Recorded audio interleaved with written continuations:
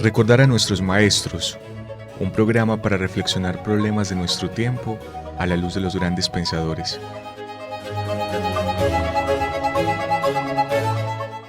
Dirección: Carlos Mario González, profesor de la Universidad Nacional de Colombia, sede Medellín.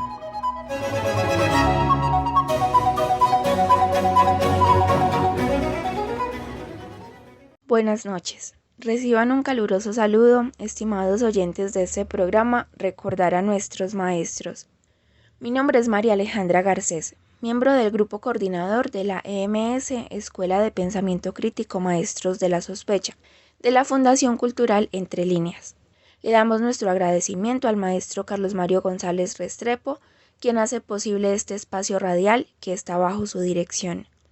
También le extendemos nuestro saludo y gratitud a Jorge Benjumea en la emisora de la Universidad Nacional de Colombia, sede Medellín, a Intisalud, a la Fundación Confiar, a iLibros.com, a Al Pie de la Letra, a Librería Umbral y por supuesto agradecerles a ustedes quienes nos escuchan el día de hoy. Como siempre, les extendemos la invitación a seguir escuchándonos cada lunes en el mismo horario.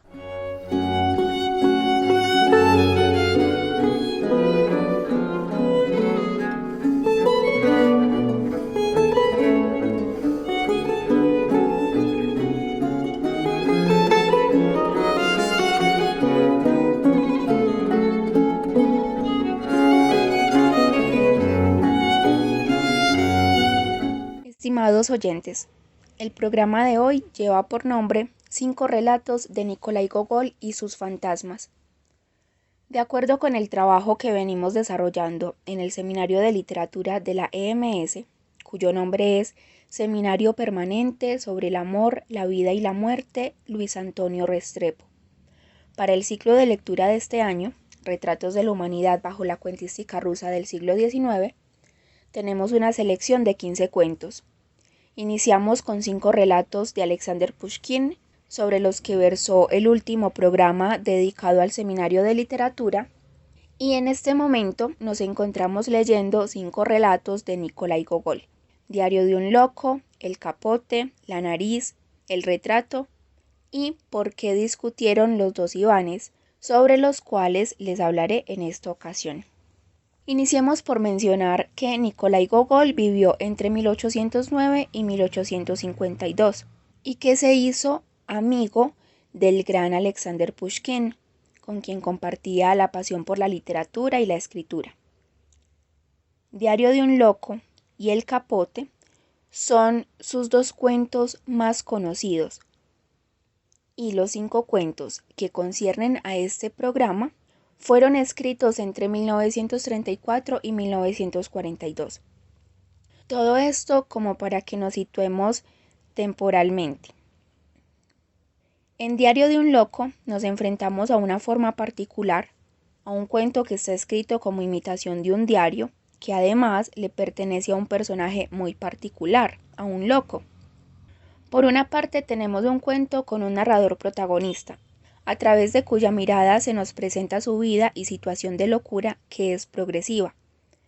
Por otra parte tenemos el diario de este personaje, a través del cual podemos acceder a sus pensamientos, a su realidad social, al entorno en el que se mueve y a su condición de loco. El problema de nuestro protagonista es estar inserto en una sociedad en donde es un funcionario de bajo rango, y esto lo confronta con sus deseos, a los cuales no puede acceder como consecuencia de su clase social, de no tener dinero. Asimismo, se enfrenta a una organización social que hace que sienta el menosprecio de quienes en esa organización están por encima de él. Aksenti Ivanov, que así es su nombre, es un hombre que permite ver en su diario indicios de que algo andaba mal con él desde la primera fecha a la que tenemos acceso. A medida que va avanzando el cuento, su estado de locura avanza también. Pero podríamos preguntarnos por qué. ¿Qué relación hay entre el entorno en el que vive y su condición psíquica? Pues bien, este loco representa una locura mayor, que es la de la sociedad. Él nos muestra cómo se tratan entre las gentes, la importancia de una posición social para ser considerado, entre comillas, alguien, para tener acceso incluso a la mujer amada, y en su necesidad de ser reconocido por los demás, ante la imposibilidad de que esto pudiera ser en la realidad por su pobreza, busca el reconocimiento en un mundo al que solo él tiene acceso, uno creado por sí mismo, que empieza a revelarse con mayor intensidad cuando cree poder hablar con los perros. En ese mundo imaginario, él es el rey de España, pero, siendo rey, lo toman por loco y va a dar a un manicomio.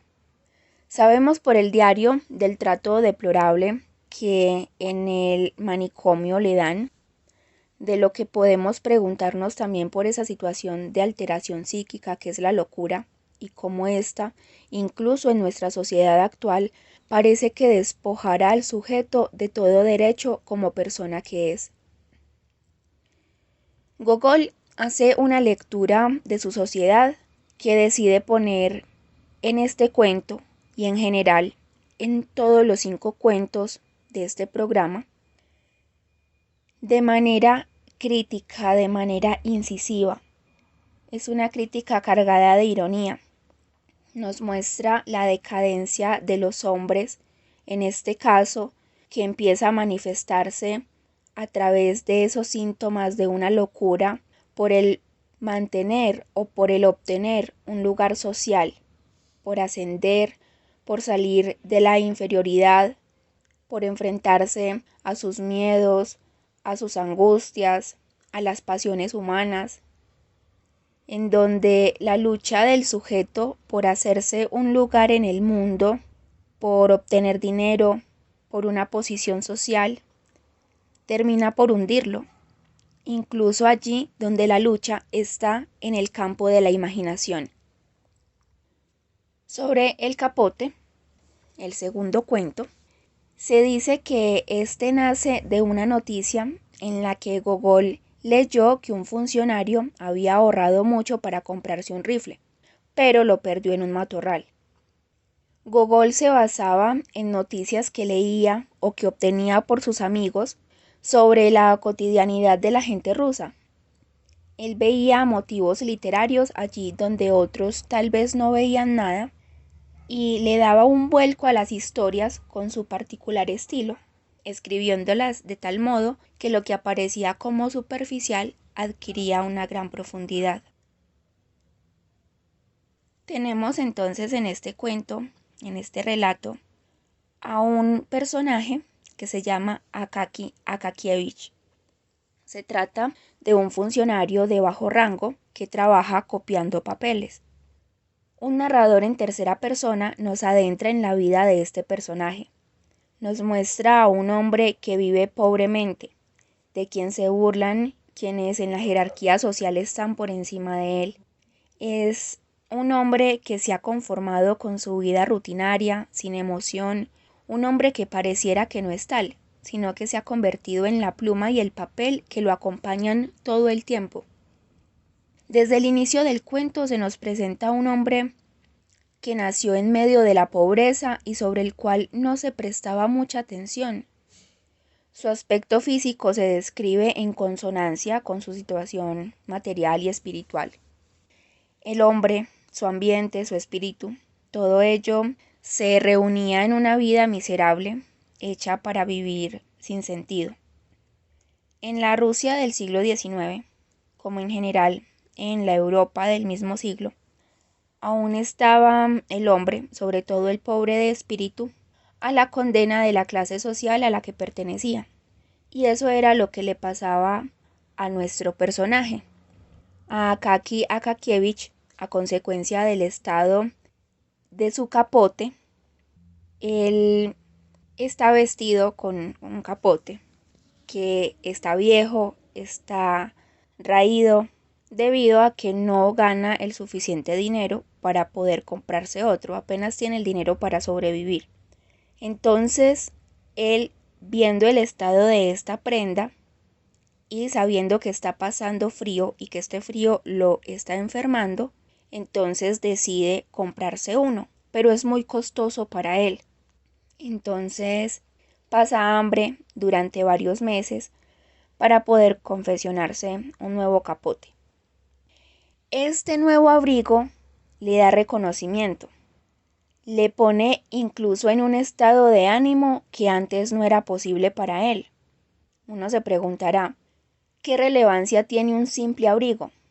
Pues tanta como para que su estado represente el estado material de su dueño, tanta como para convertirse en un motivo de burla y desprecio, como para ser el centro de esta construcción narrativa que hace Gogol y decirnos varias características de la sociedad rusa y varias verdades sobre la manera como muchos vivían en esta época, pero también sobre la manera como muchos viven en la época actual.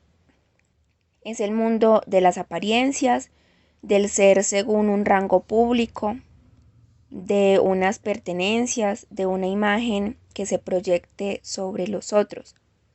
Este cuento nos muestra, como ya habíamos visto en Pushkin, que hay una deshumanización del individuo en una sociedad a la que solo le interesa el otro en cuanto ese otro ostente algún poder o riqueza. Es la lucha que se da entre los condenados y los privilegiados. Los unos por sobrevivir, los otros por mantenerse por encima de quienes puedan maltratar y hacerse notar. El primer dilema de Akaki Akakievich está en que no tiene dinero para mandarse a hacer un nuevo capote, ya lo hemos dicho.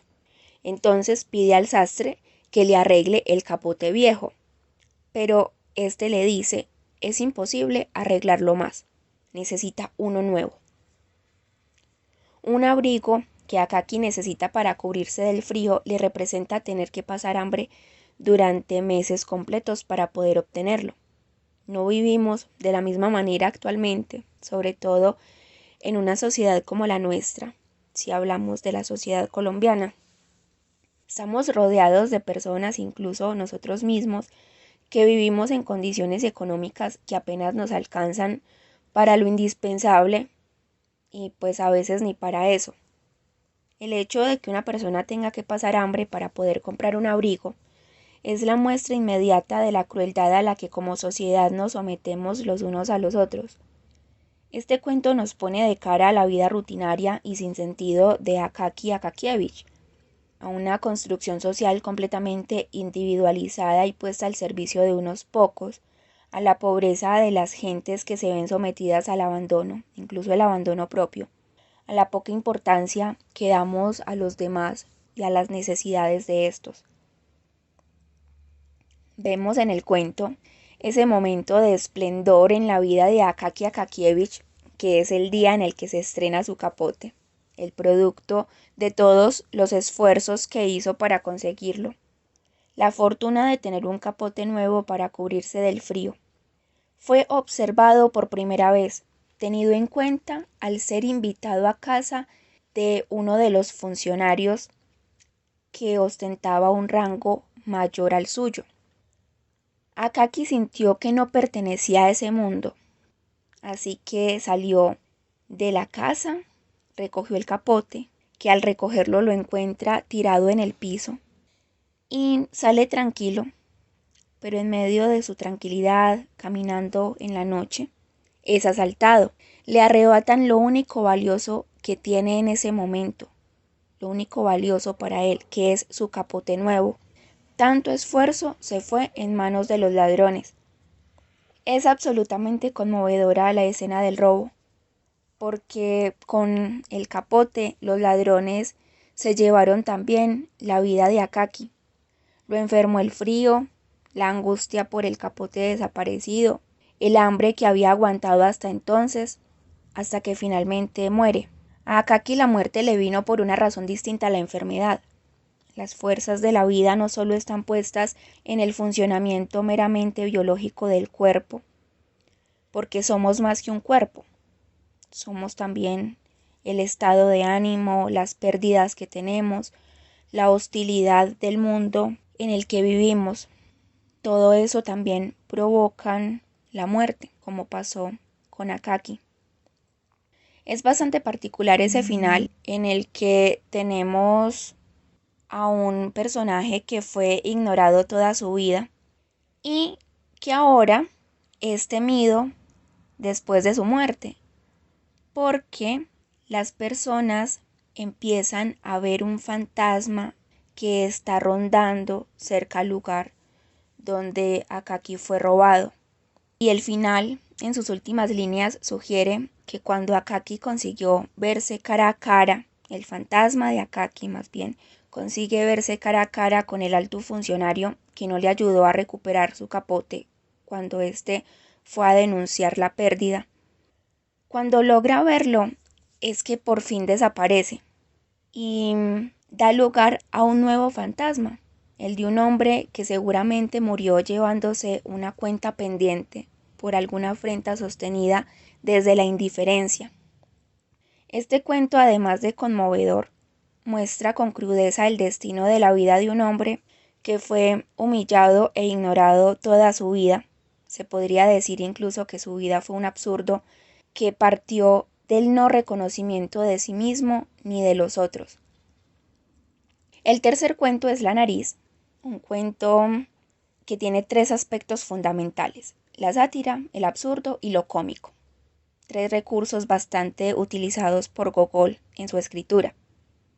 Ambos componentes tienen como fin burlarse, criticar un estado, o ambos no, los tres componentes tienen como fin burlarse, criticar un estado de las cosas propio de la época en la que se inscribe. El relato está dividido en tres partes que, aunque tienen relación entre ellas, no están completamente conectadas. Recordemos que al final de la primera y la segunda queda abierto a situaciones que el narrador dice no se tiene noticia sobre ellas. Hay entonces dos grandes vacíos en la estructura del relato, los cuales, por supuesto, son intencionales. En la primera parte tenemos al barbero que despierta en la mañana e inmediatamente es un olor lo que le llama la atención, el olor del pan recién horneado. Con esto el narrador nos introduce a la historia inmediatamente, pues está refiriéndose a una situación olfativa, es decir, propia de la nariz. Al barbero la nariz le sirve para oler. Luego, horrorizado, encuentra entre el pan una nariz, lo que lo pone en alerta sobre la pregunta: ¿qué hace esto aquí? ¿Acaso borracho he cortado la nariz a algún cliente? El absurdo se instala entonces dentro del cuento. En la segunda parte tenemos al mayor Kovalyov, un hombre de cierta posición social que despierta preocupado porque le había salido un grano en la nariz, pues oh sorpresa, se da cuenta de que ahora no tiene que preocuparse por el grano, sino porque no tiene nariz, lo cual resulta bastante gracioso. Desesperado sale a buscar ayuda, pues su nariz no le es indispensable para oler o para respirar, sino como parte de su rostro que debe presentar ante la sociedad. Su preocupación no es por su salud o por el mismo hecho de no saber cómo pudo acontecer tal cosa, sino porque este acontecimiento le impedirá presentarse ante las mujeres a las que suele visitar. En su búsqueda encuentra a una nariz que va a la iglesia vestida de consejero de Estado, una posición por encima de la suya, que es su dueño. Todavía más absurda la situación. Esto es una metáfora de la importancia que tenía para Kovalyov su imagen. Sentía que sin su nariz, lo cual le agregaba fealdad al rostro, no iba a poder ascender socialmente. Su nariz representa esa opción y ahora no la tiene. Con esa nariz que no le presta atención y se marcha huyendo de él, se va la posibilidad de ascenso. Luego aparece un oficial que le trae a su casa la nariz que fue encontrada, pero es imposible pegarla a su rostro, así que el buen Kovalyov le atribuye toda su desgracia a la brujería hecha por una mujer a la que él ha rechazado su hija. Finalmente, el cuento tiene un feliz desenlace cuando Kovalyov despierta de nuevo y tiene su nariz bien instalada en el rostro. Llega a su casa el barbero a hacer su trabajo, el barbero del inicio de este cuento. Kovalyov empieza a vivir con más alegría y menos recato frente a las mujeres. El barbero, suponemos, siguió dedicado a su profesión, pero en toda la ciudad se habló del caso de la nariz como si fuera un hecho que realmente pudiera ocurrir. Todo el cuento tiene una función, que es satirizar la producción textual de la época, criticar lo que se publicaba en los periódicos, poner de manifiesto que cualquier asunto, por inverosímil que fuera, había empezado a tener cabida en la producción escrita y todavía las gentes eran capaces de creerse semejantes cosas. El relato es utilizado por Gogol para insertar un par de críticas sociales, como ya hemos mencionado, pero su finalidad última es la de burlarse de lo que se estaba escribiendo en aquella época y de la actitud de los lectores ingenuos, como si se hubiera instalado una especie de decadencia en la escritura y en la recepción de la misma, con temas absurdos sin finalidad alguna, o bueno, seguramente con la finalidad de producir y vender. Buena parte del tercer capítulo está dedicado a explicarnos a través de los comentarios del narrador el sentido del cuento. Sin embargo, sí es importante no perder de vista esta nariz que pierde Kovalyov y que se vuelve una especie de fantasma durante los días que tiene que luchar con esta pérdida hasta que un día despierta y la nariz ha vuelto a instalarse en su lugar. El cuarto cuento es El retrato, un cuento extenso que gira en torno a una pintura, a un retrato pintado magistralmente, cuyos ojos parecen mirar realmente. Un joven, Kartov, seducido por el retrato, lo compra muy barato y su vida cambia repentinamente de la pobreza a la opulencia, para finalmente tornarse en una vida tormentosa puesta únicamente al servicio del dinero. Tras su muerte, aparece en una subasta un joven pintor que reclama el misterioso retrato. Inicia una historia en la que da a conocer que el autor de dicha pintura fue su padre y que el retratado es nada más y nada menos que el diablo, razón por la que todo aquel que posee la pintura obtiene fortuna por un tiempo, tras el cual cae en desgracia. Si bien está de por medio la creencia en la existencia del diablo como figura sumamente relevante dentro del mito judío-cristiano, es también un pretexto para hablar de la buena fortuna del hombre, que la puede hallar de manera inesperada, y de cómo esa buena fortuna, según las decisiones que se tomen, pueden terminar siendo el inicio de la desgracia, de la perdición del alma, es decir, de una vida perdida debido a los excesos, las pasiones incontroladas, el culto a la vanidad, el poder, el reconocimiento o el dinero. El cuento revela cómo en una ocasión a Kartov le pareció ver al hombre del retrato. La pintura había cobrado vida en una aparición fantasmagórica que le revelaba la posibilidad de tener mucho dinero. Coincidencialmente esto sucede en el momento en el que Kartov está perdido porque no le queda una sola moneda. Su mayor preocupación, su pensamiento recurrente, es en ese momento el dinero. Más adelante, de manera sorpresiva, se da cuenta de que en el marco del cuadro hay una importante cantidad de monedas de oro. Inesperadamente, inexplicablemente, la riqueza toca a su puerta para instalarse en él hasta su muerte. El hijo del pintor del retrato dice: «Mi misión es destruir el cuadro, así el diablo no podrá seguir ganando almas». Pero el cuadro desaparece misteriosamente. Nunca lo obtendrá, nunca le será posible a este hombre acabar con él, destruir el cuadro, porque el diablo finalmente habita en cada persona, no es necesario un retrato para que tome forma viviente. Qué fácil entonces sucumbir ante el placer y ante la locura. Este cuento recuerda la lucha contra el demonio, el libro de Stefan Zweig, dedicado a Hölderlin, Kleist y Nietzsche.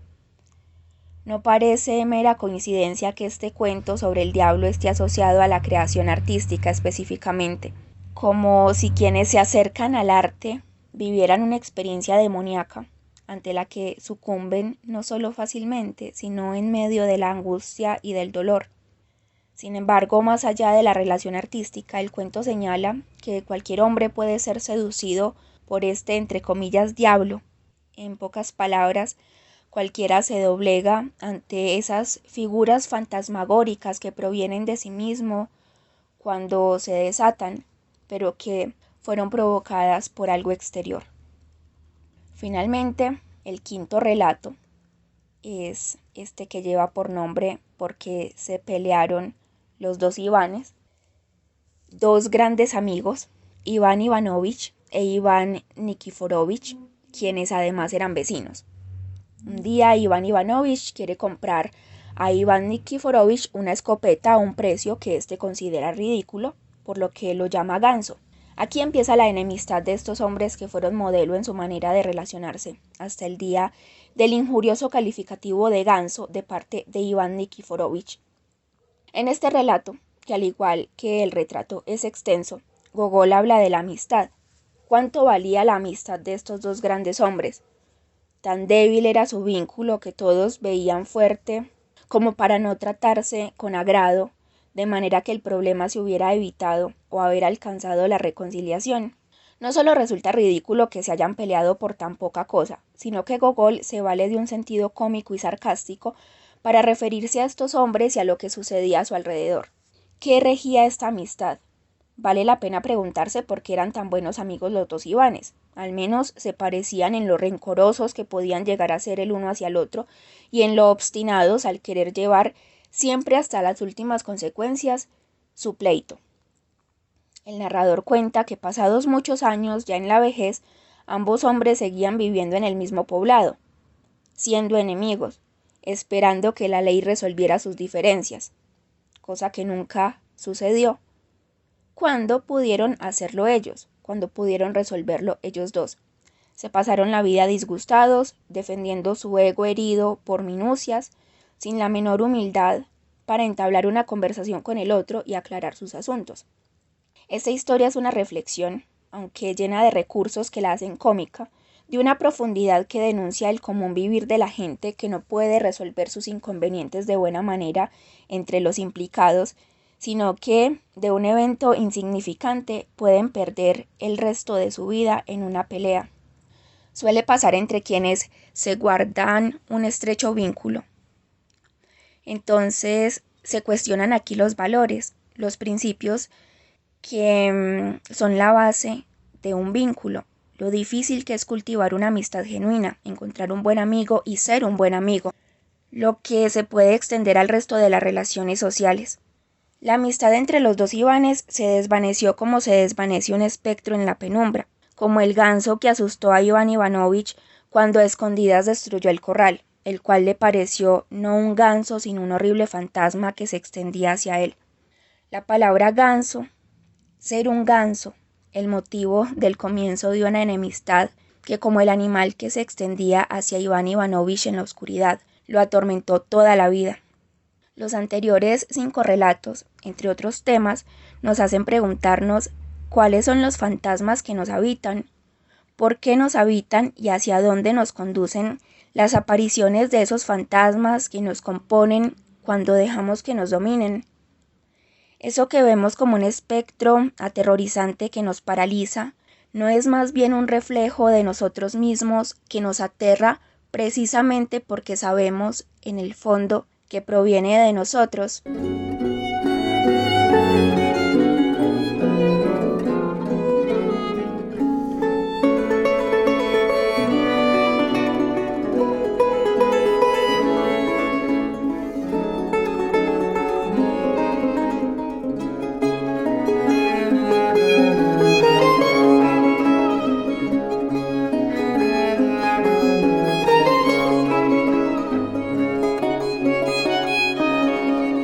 Hasta aquí el programa de hoy.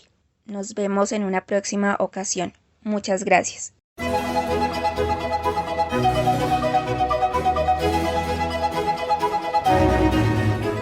Recordar a nuestros maestros, un programa para reflexionar problemas de nuestro tiempo a la luz de los grandes pensadores.